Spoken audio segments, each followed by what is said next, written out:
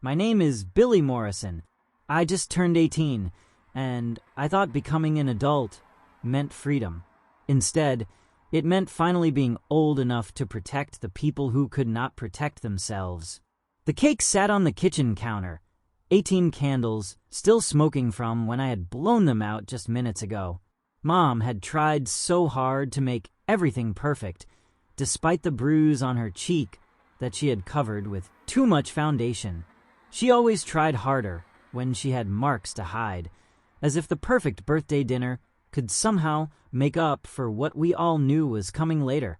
I remember staring at those wisps of smoke, thinking about how different this birthday was supposed to be. I had been accepted to State University. I had a partial scholarship for engineering. I had a dorm room assignment and a meal plan, and a future that did not include the sound of breaking dishes and muffled crying through thin walls. But as I watched Mom's hands shake while she cut the cake, her eyes darting nervously toward the garage where Dad was drinking his 8th beer, I knew that some futures had to wait. The garage door slammed. We all froze. My little sister Emma, only 14, immediately started clearing plates, even though we had not finished eating. My brother Josh, 16, pushed his chair back slowly, ready to retreat to his room. And Mom, Mom just stood there holding the cake knife like it could protect her, her knuckles white against the handle. Dad stumbled in, and I could smell the beer from across the room. His work shirt was untucked, his face red and sweaty despite the cool March evening. He looked at the cake, at the decorations Mom had hung, at the small pile of presents on the side table, and his lip curled. "Spending my money on this crap again, Linda?" His voice had that edge to it, the one that meant we had maybe 5 minutes before things got bad. "It is Billy's 18th birthday, Frank," Mom said quietly, setting down the knife carefully. So carefully. "I saved up from the grocery money." "Saved up?" He laughed, but there was no humor in it. "You mean you stole from me?" Again. I stood up. I did not plan to. My body just did it, like it had been waiting 18 years for this moment. "She did not steal anything, Dad. She made me a birthday dinner, like normal families do." The room went silent. Even the clock on the wall seemed to stop ticking. Dad turned to look at me, really look at me, and I saw him realize that I was now taller than him. Broader too, from 2 years of varsity football. His eyes narrowed. "What did you say to me, boy?" 10 years ago, when I was 8, that tone would have sent me running to my room. I would have hidden under my covers and put my pillow over my ears to block out what came next. But I was not 8 anymore. I said, "She did not steal from you. She is my mother, and she made me a birthday dinner. If you have a problem with that, you can take it up with me." "Billy, please," Mom whispered, and I could hear the fear in her voice. Not for herself this time, but for me. Dad took a step forward, his fists clenching. "You think turning 18 makes you a man? You think you can disrespect me in my own house?" "I think turning 18 means I am done watching you hurt her," I said, my voice steadier than I felt. "I think it means I am old enough to call the police and have them actually listen. I think it means I can testify in court about every single time you have laid hands on her." His face went from red to purple. "You ungrateful little." He moved toward Mom, his hand raising the way it had 1,000 times before. But this time I was ready. This time I was done being a scared little kid. I caught his wrist mid-swing, the look in his eyes when his fist stopped moving, when he realized that his son was no longer a scared little boy, but someone strong enough to stop him. It was like watching a predator realize it had become prey. He tried to pull his arm away, but I held on, my grip firm but not painful. I was not him. I would not become him. "Let go of me," he growled. "No," I said simply. "You are done hitting her. You are done hitting any of us. It ends tonight." He swung with his other hand, catching me in the jaw. The pain exploded through my face, but I did not let go. I had taken harder hits on the football field. I had been preparing for this moment without even knowing it. "Frank, stop!" Mom screamed, but we were past that now. He tried to knee me in the stomach, but I turned my hip, blocking it like Coach had taught me. Then I did something I had dreamed about for 10 years. I pushed him, not hard enough to really hurt him, just enough to make him stumble backward, away from Mom, away from all of us. He caught himself against the wall, his eyes wide with shock. In 18 years, no one had ever pushed him back. "You just assaulted me," he said, his voice shaking with rage. "I will call the police. I will have you arrested." I pulled out my phone, my hand surprisingly steady. "Go ahead. Call them. I have got videos, Dad. Years of videos. Emma sent them to me every time you hurt Mom when I was at practice or work. Josh has been recording audio on his old phone. We have evidence of everything." That was a partial lie. We had some videos, some audio, but not as much as I was implying. But he did not know that. "You cannot prove anything," he said, but his voice was less certain now. "Cannot prove anything." I laughed, and it sounded bitter even to my own ears. "Mom has medical records from 3 different emergency rooms. Mrs. Patterson, next door, has called the police 4 times. My English teacher has mandatory reporter documentation from when I came to school with a black eye freshman year. You want to play this game? Because I promise you, Dad, you will lose." The birthday cake still sat on the counter, forgotten now, its cheerful yellow frosting mocking the darkness that had descended on our kitchen. Emma and Josh had retreated to the hallway, watching from the shadows like they had done so many times before. But this was different. This time, someone was standing up. Dad's face cycled through emotions I had never seen before. Confusion, rage, and something that looked almost like fear. He had ruled this house through intimidation for so long that he did not know what to do when someone was not intimidated anymore. "You are 18, he said finally, his voice low and dangerous. "That means you are an adult. You want to act tough? Then get out of my house." "Gladly," I said, "and I am taking Mom with me." "Like hell you are." "Frank, please." Mom stepped forward, her hands raised like she was approaching a wild animal. "Let us all just calm down. Calm down." Dad whirled on her, and I stepped between them. "Your son just put his hands on me, Linda.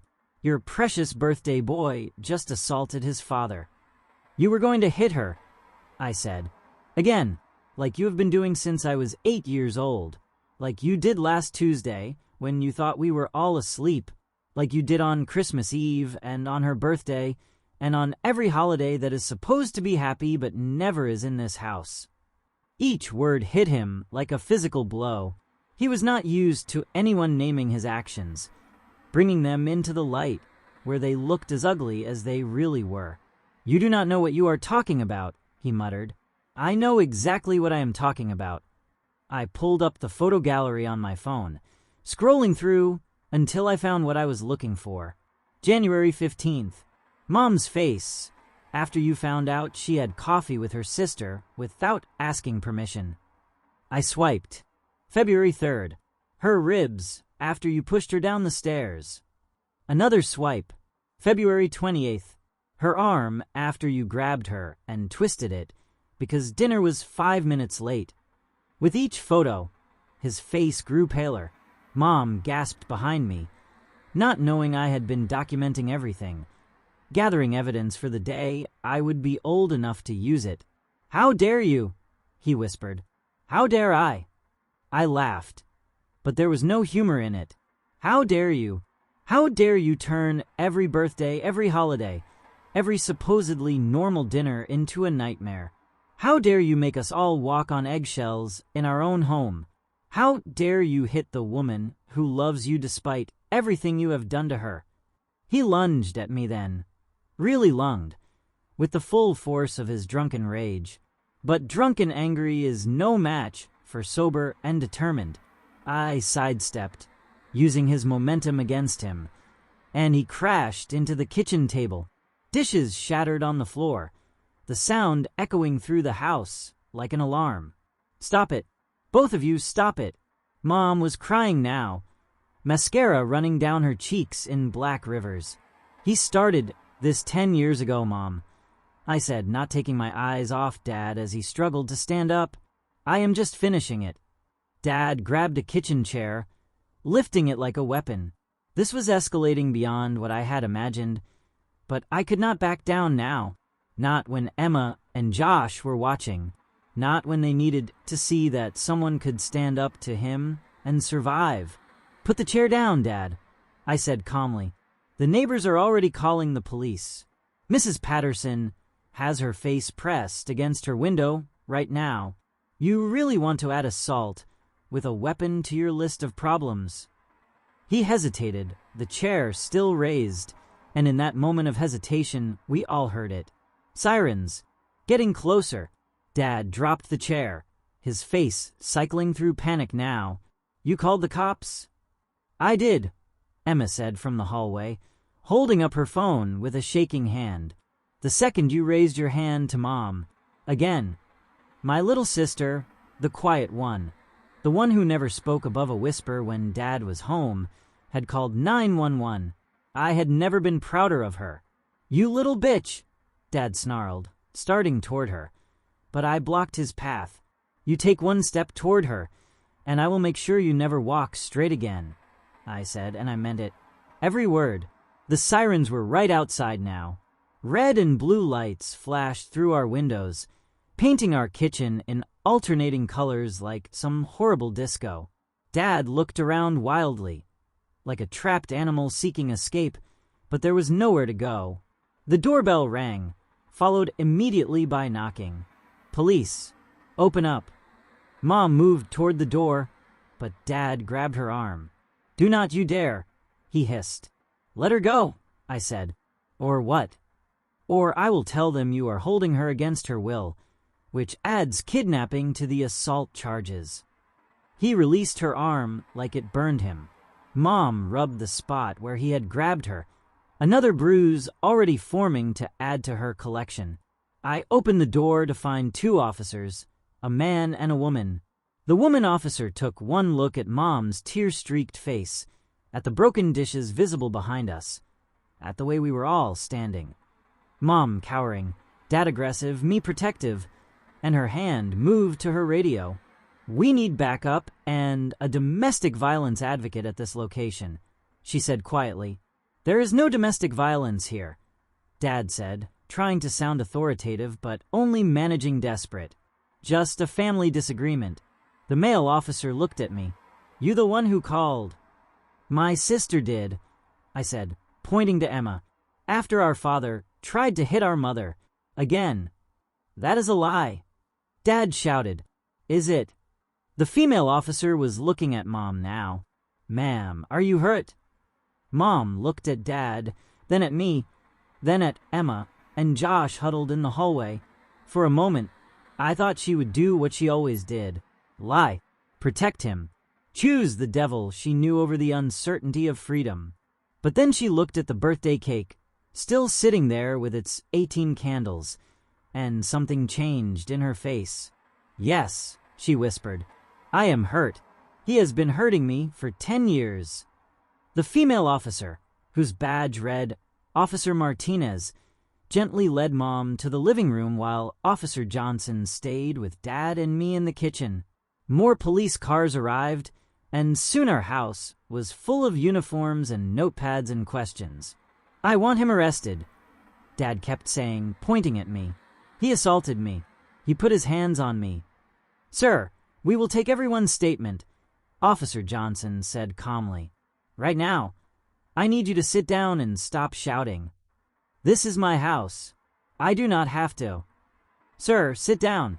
Now, Dad sat, but his leg bounced with nervous energy. He kept glaring at me, and I could see him calculating, trying to figure out how to spin this in his favor. Officer Martinez came back into the kitchen. "Mr. Morrison, I am going to need you to come with us." "What? Why?" "I am the victim here," Sir, your wife has injuries consistent with repeated physical abuse. Your children have all provided statements about witnessing domestic violence. We have probable cause to arrest you. This is bullshit. Linda, tell them the truth. Mom appeared in the doorway, supported by a victim advocate who had arrived. She looked smaller than I had ever seen her, but also somehow stronger. I did tell them the truth, Frank, she said quietly. I told them about every single time you hit me. I told them about the emergency room visits where I lied about falling downstairs. I told them about the time you broke my ribs and would not let me see a doctor for 3 days. I told them everything. Dad's face went white. You lying bitch. After everything I have done for you, after I provided for this family. Beating your wife is not providing for your family, Officer Martinez interrupted. Stand up, Mr. Morrison. You are under arrest for domestic violence assault. You cannot do this. Sir, you can either stand up and come quietly, or we can do this the hard way. Your choice. Dad stood slowly, his eyes never leaving mine. You did this, he said. You destroyed this family. No, Dad, I said, my voice steady despite the tears I could feel building. You did. Every time you raised your hand. Every time you made us afraid. Every time you chose violence over love. You destroyed this family. We are just trying to save what is left of it. They handcuffed him then, and the sound of those cuffs clicking closed was the most beautiful sound I had ever heard. As they let him out, he tried one more time. Linda, please. I love you. You know I love you. Mom stepped forward, and for a moment I thought she might weaken. But instead, she said the words I had been waiting 10 years to hear. Love does not leave bruises, Frank. Love does not break ribs. Love does not terrorize children. You do not love me. You own me. Or you did. Not anymore. They took him away then, and we stood in our broken kitchen, surrounded by shattered dishes and police officers and the ruins of what had been our normal. But for the first time in 10 years, we could breathe. The next few hours blurred together. Statements, photographs of injuries, evidence collection. Emma showed them the videos she had taken over the years. Josh played the audio recordings. I provided the photos and the documentation I had been secretly compiling. You kids have been planning this? Officer Martinez asked, looking impressed despite the grim circumstances. Not planning exactly, I said. Just preparing for when we were old enough to do something about it. You turned 18 today? I nodded. I knew once I was legally an adult, my testimony would carry more weight. I knew I could protect them better. She looked at me with something like respect. That is a hell of a burden for a kid to carry. I am not a kid anymore, I said, and I meant it. Childhood had ended for me long before this birthday.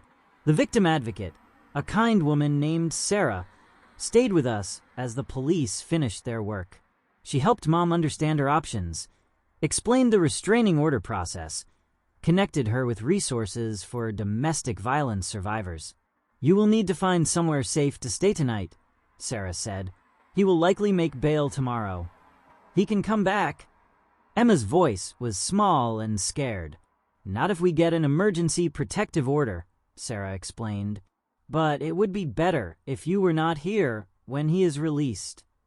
I thought about the money I had saved for college. Not much, but enough for a few nights in a hotel. We will figure it out, I said. Mom looked at me, tears in her eyes. Billy, this is not your responsibility. Yes, it is, I said. I am 18 now. I am an adult, and adults protect their family. We packed what we could that night. The essentials, important documents, some clothes. It was strange, reducing our lives to what could fit in a few suitcases, but also liberating. We were leaving the prison we had called home for so long. As we loaded the car, Mrs. Patterson came out of her house. She had been our neighbor for 15 years, had heard the fights through the walls, had called the police those times when it got really bad. "Linda," she said, approaching Mom carefully, "I am so proud of you." Mom broke down then, sobbing in our neighbor's arms while Emma, Josh, and I stood awkwardly by the car. "I have a rental property," Mrs. Patterson said. "It is small, just a 2-bedroom apartment, but it is available. First month is free. You need time to get on your feet." "I cannot accept that," Mom started, but Mrs. Patterson cut her off. "You can and you will. I should have done more all these years. Let me do this now. If you are finding value in this story, please consider subscribing to the channel. There are so many more stories, like this one, that need to be heard. Stories of survival and courage, and the moment when enough finally becomes enough. Hit that subscribe button and the notification bell so you never miss a story. The apartment was small but clean, and most importantly, it was safe. No one walked on eggshells. No one flinched at sudden movements. No one timed their showers to avoid confrontation. But freedom came with its own challenges. Mom had not worked in years. Dad had controlled all the finances. We had the clothes on our backs, and not much else. I made a decision that night, sitting on the floor of that empty apartment, eating pizza off paper plates.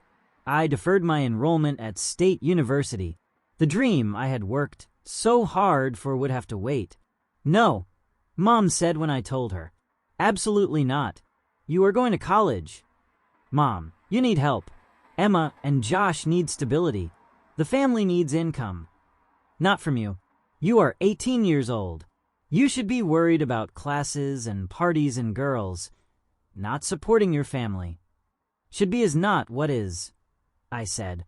"This is reality. And in reality, I am the only one who can work full-time right now." She cried then, the kind of deep, guilty tears that come from feeling like you have failed your children. I held her while she sobbed. This woman who had endured so much trying to protect us, not understanding that now it was our turn to protect her. I got a job at a warehouse the next week. The pay was not great, but it was steady, and they offered overtime.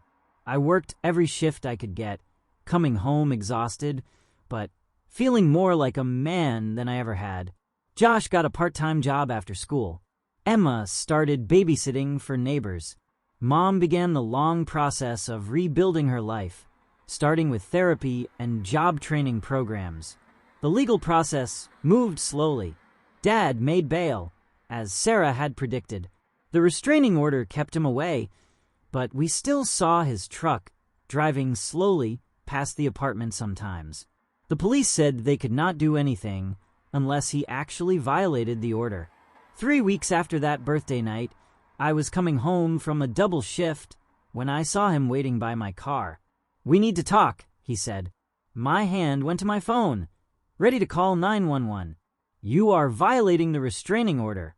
"I am 100 feet away," he said, and I realized he had measured it. He knew exactly how close he could get without technically breaking the law. "I just want to talk to my son. You lost the right to call me that when you terrorized our family for 10 years. His face twisted. "I made mistakes, okay? But I am your father.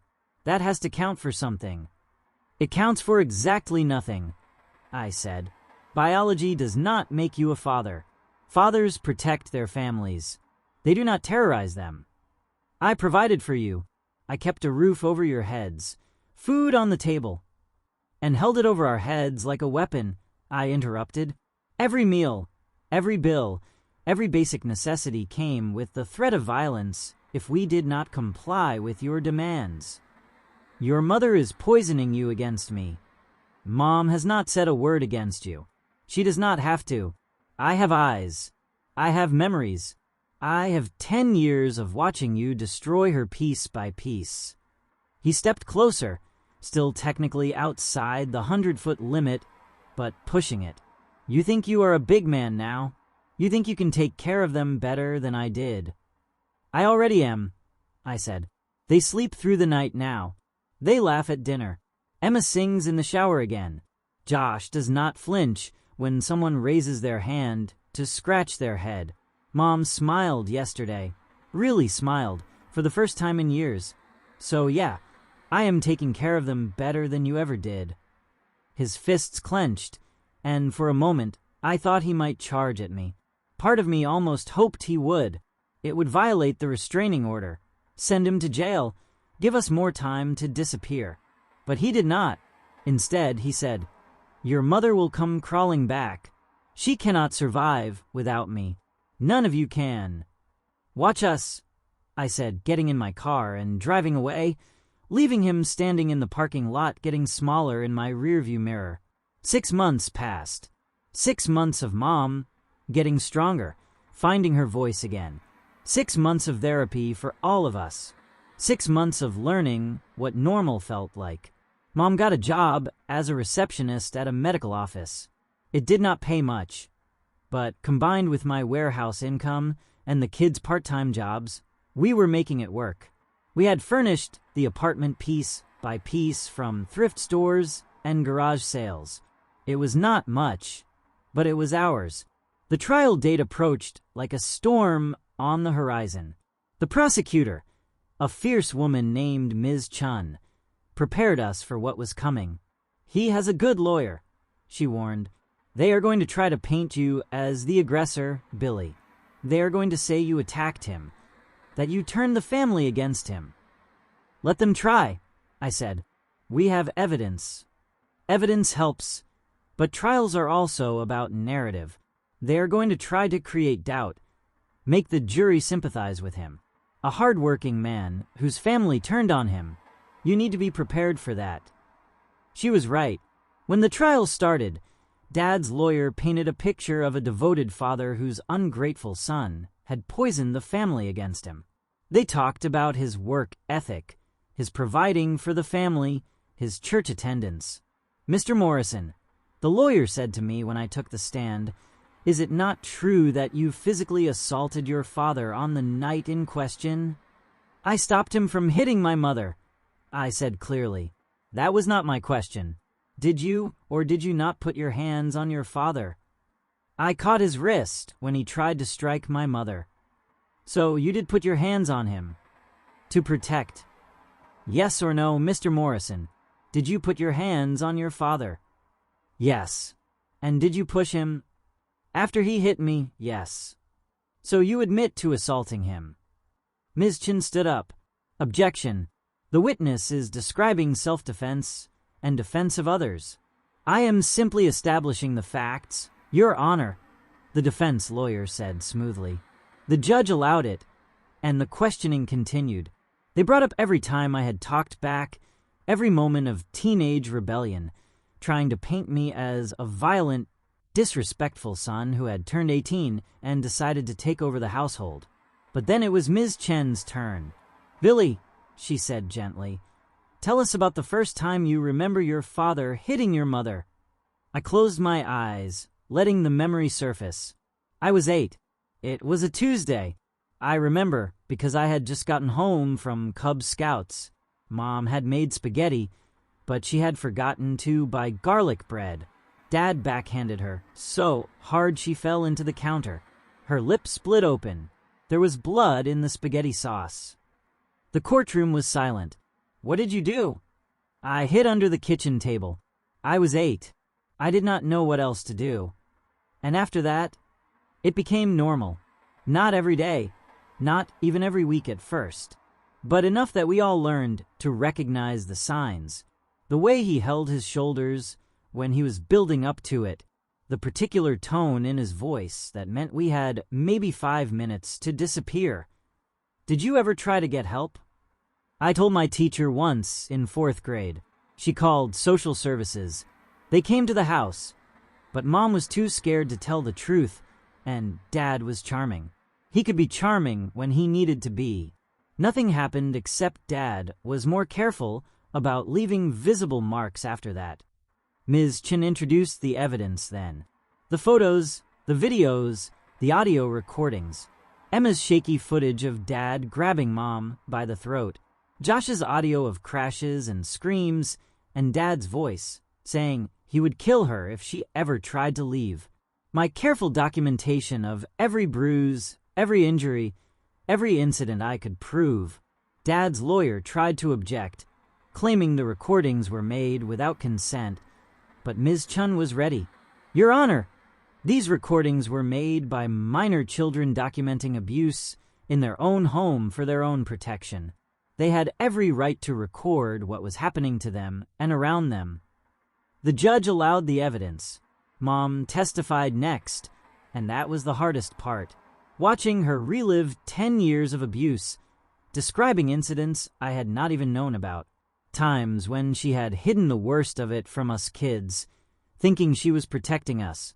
He would wait until the children were at school, she said, her voice barely above a whisper.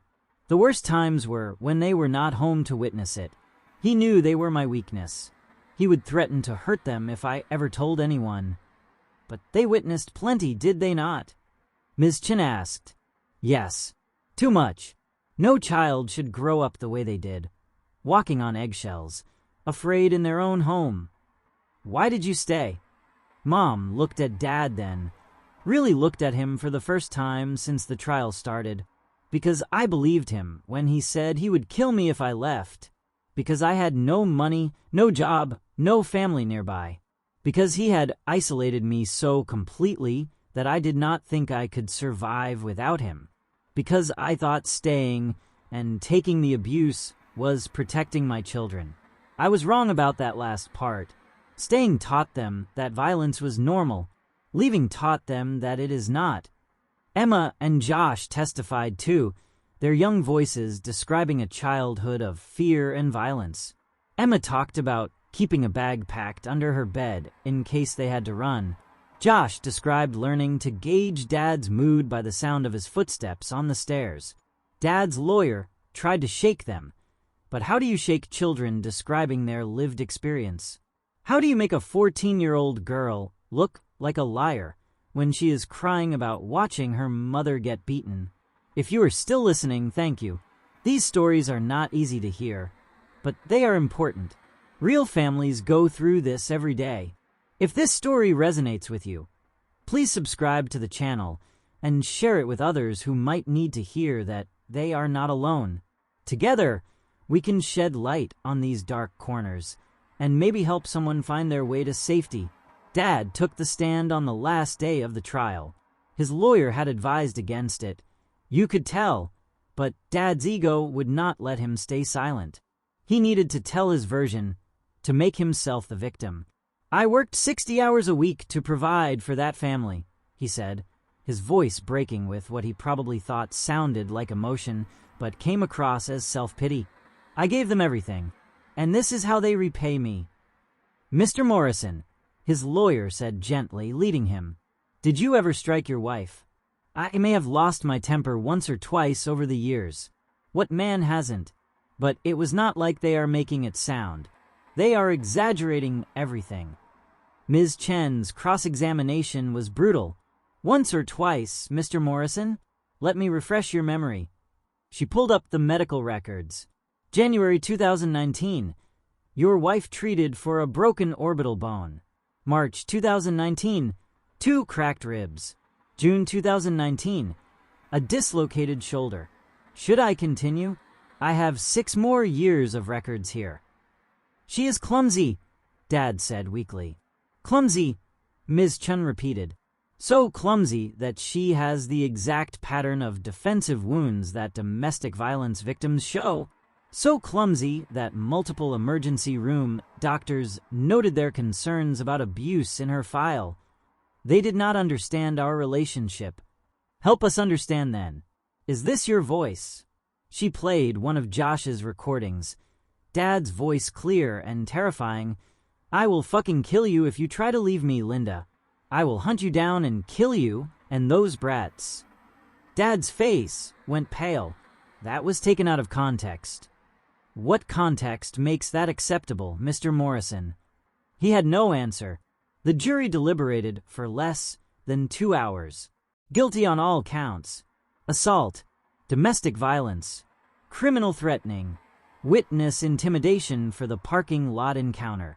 The sentencing came 2 weeks later. 3 years in prison, with possibility of parole in 18 months. It did not feel like enough for 10 years of terror, but it was something. More importantly, it was public. Everyone knew now. His reputation, which he had valued above everything, was destroyed. As they led him away, he looked at me one last time. "I hope you are happy," he said. "I am," I replied. "For the first time in 10 years, we all are." A year passed, a year of healing, of learning what normal looked like. I had started community college part-time while still working, not the engineering degree at State I had dreamed of, but it was progress. Mom had been promoted at work. She was taking night classes to become a medical assistant. Emma was thriving in high school, no longer the quiet shadow she had been. Josh had joined the basketball team and was talking about college scholarships. We had moved to a bigger apartment, a 3-bedroom where nobody had to share. It was not fancy, but it was ours, earned with our own money, free from the threat of violence. I was coming home from class one evening when I saw a familiar car in the parking lot. My stomach dropped. Dad was not supposed to be released for another 6 months. But it was not Dad who got out of the car. It was his mother, my grandmother, who I had not seen since before the arrest. She looked older, frilier, but her eyes were as sharp as ever. "Billy," she said, "Grandma, I need to talk to you." I thought about walking away, but she was still my grandmother. "You have 5 minutes. Your father is getting out early. Good behavior. He wanted me to give you a message." I do not want to hear it. "He is sorry, Billy. He knows what he did was wrong. Prison has changed him. He has been going to therapy, anger management classes. He wants to make amends." I laughed, but it was not a happy sound. Amends? He terrorized us for 10 years. He broke Mom's bones. He made our childhood a nightmare. There are no amends for that. He is your father. "No," I said firmly. "He is the man who contributed DNA to my existence. Nothing more. A father protects his family. He did the opposite. He wants to see you when he gets out. The restraining order is still in effect. If he comes near any of us, he goes back to prison." She sighed, looking every one of her 70 years. Family should forgive, Billy. Family should not beat each other. But here we are. You are going to regret this someday. When he is gone, you are going to wish you had made peace. The only thing I regret is that it took me 18 years to stop him." She left then, and I watched her drive away feeling nothing but relief. Some bridges were meant to stay burned. 2 years after that night, my 18th birthday, I stood in a cap and gown at my community college graduation. Associate degree in engineering technology. It was not the 4-year degree I had originally planned, but I was proud of it. I had earned it while working full-time, while helping raise my siblings, while rebuilding our family from the ground up. Mom sat in the front row, crying happy tears. Emma and Josh flanked her, cheering louder than anyone else when my name was called. We had made it. We had survived. After the ceremony, as we were taking pictures, I saw him, Dad, standing across the parking lot, outside the legal distance, but clearly watching. He looked smaller somehow, diminished. Prison had aged him. Or maybe I was just seeing him clearly for the first time. He raised his hand, not in threat, but in a wave, a plea for acknowledgement. I turned my back on him and kept taking pictures with my real family, the one that had chosen love over fear, healing over violence, courage over compliance. "Billy," Mom said softly, "he is there." "I know," I said. "I do not care." And I meant it. He had no power over us anymore. We had rebuilt ourselves stronger than before, a family forged in survival and bonded by choice rather than blood. Later that night, as we celebrated at a little Italian restaurant, Emma raised her glass of soda. "To Billy," she said, who became a man not on his 18th birthday, but on the night he stood up and said enough. To all of us, I corrected, for having the courage to leave, to testify, to rebuild. We did this together.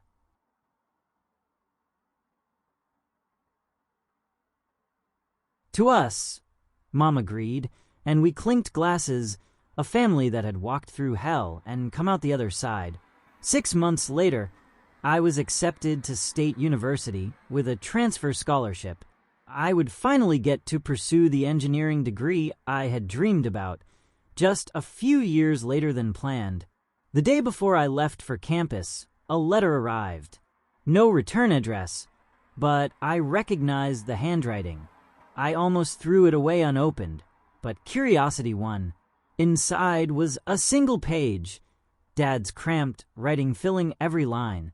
"Billy," it began, "I know you do not want to hear from me, and I will respect that after this. But I needed you to know that you were right. Every word you said that night was right. I was a monster. I terrorized my family. I destroyed what should have been precious to me. Prison gave me time to think, to really see what I had done. Therapy helped me understand why, though the why does not excuse anything. My father beat me, and his father beat him, and I swore I would be different. But I became exactly what I hated. I perpetuated the cycle. You broke that cycle. At 18 years old, you did what I could not do at 45. You stood up to the violence. You protected the innocent. You chose to be better. I do not expect forgiveness. I do not deserve it. But I wanted you to know that you saved more than just your mother and siblings that night. You saved me too, from becoming an even worse monster. You saved any future family I might have from suffering the same fate. I am getting treatment. Real treatment. I will never have another family, I know that. But maybe I can use my remaining years to speak to other abusers to try to break the cycle for other families. You became the man I should have been. I am proud of you, even though I have no right to be. Dad, I sat with that letter for a long time, feeling emotions I could not name. Not forgiveness, exactly. Not reconciliation. But maybe, just maybe, a kind of closure. I showed it to Mom. She read it twice, then handed it back. "What do you want to do with it?" "Nothing," I said. He said his piece. I have nothing to say back. Our story with him is over. She nodded. "You are a good man, Billy Morrison." "I had a good teacher," I said, hugging her. "You showed me what strength really looked like.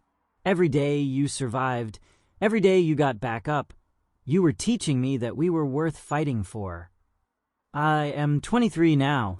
I graduated from State with my engineering degree and got a job at a firm that designs safety systems. Ironic, maybe, or maybe exactly right. I spend my days making the world a little safer for other people. Emma is in college now, pre-law. She wants to be a prosecutor to help families like ours find justice. Josh is finishing high school, star of the basketball team, with scholarship offers from 3 different schools. Mom is a certified medical assistant now, working at a women's health clinic. She also volunteers at a domestic violence shelter, helping other women find the courage to leave. She has not dated anyone since Dad, says she is not ready, may never be ready, and that is okay. She is whole on her own. We still live in the same town, but we never see Dad. The restraining order expired, but he has kept his distance. I heard through the grapevine that he moved 2 states away, works at a warehouse, lives alone. Part of his parole conditions included continuing therapy and staying away from us. He has honored that, at least. Sometimes I think about that night, my 18th birthday, when everything changed. I had blown out the candles on that cake wishing for freedom, for escape, for a future that did not include fear. I got all of that, just not the way I expected. That night, I became a man, not because of my age, but because I chose to stand up instead of standing by. I chose to protect instead of hide. I chose to break the cycle instead of perpetuating it. My name is Billy Morrison. 5 years ago, on my 18th birthday, I finally hit back. Not with violence, but with truth. Not with rage, but with determination. Not to destroy, but to save. And in saving my family, I saved myself too. Some people get to ease into adulthood, one small step at a time. Some of us have to jump in all at once, ready or not. But here is what I learned. We are stronger than we think. We are braver than we know. And sometimes the hardest thing and the right thing are the same thing. To anyone out there living in fear, walking on eggshells, counting down the days until you are old enough to do something about it, hold on.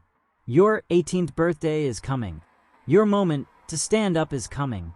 And when it does, you will find that you are ready, even if you do not feel like it. Because courage is not the absence of fear. It is acting despite the fear. It is catching that fist midair and saying, no more. It is choosing to be the hero your younger self needed. And that choice, that moment when you decide that enough is enough, that is when you truly become an adult. Looking back now, I realize that my 18th birthday was both an ending and a beginning. It was the end of my childhood. Not in the way I had imagined with college parties and freedom, but in a much more profound way. It was the end of innocence, of powerlessness, of being a victim. But it was also the beginning of something better. The beginning of a family free from violence. The beginning of healing. The beginning of breaking a generational curse that might have continued through me to my own children someday. I think about the man I might have become if that night had gone differently. If I had backed down, gone to my room, left for college, and never looked back. Maybe Dad would have killed Mom eventually.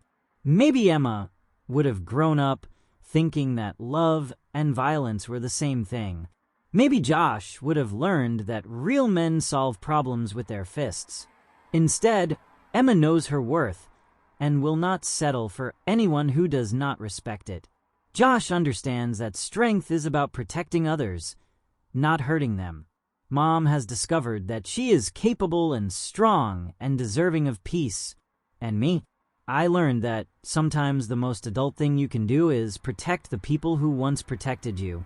That family is not about blood, but about who shows up when things get hard. That 18 candles on a birthday cake can light the way to a better future, even if the path is through darkness first. My name is Billy Morrison. I am 23 years old. 5 years ago, I became a man not by reaching a certain age, but by making a choice. The choice to stand up, the choice to speak out, the choice to break the cycle. And that choice changed everything. Thank you for listening to my story. If it resonated with you, if it made you think about your own situation or someone you know who might be suffering in silence, please subscribe to this channel. Share this story with others who might need to hear it. And remember, it is never too late to stand up, to speak out, to choose better. There are 2 more stories waiting for you on your screen right now, both from young people who found themselves thrust into adulthood by circumstances beyond their control, who had to become protectors when they should have been protected. Click on whichever one speaks to you. And if you want to be part of a community that understands trauma, survival, and the courage it takes to break cycles of abuse, hit that notification bell. We share new stories every day, stories that need to be heard, stories that might just save someone's life. Until tomorrow, remember this. You are stronger than you know. You are braver than you believe. And sometimes the youngest person in the room has to become the strongest, not because they want to, but because someone has to stand up and say enough. Stay strong. Stay safe, and never forget that your story matters.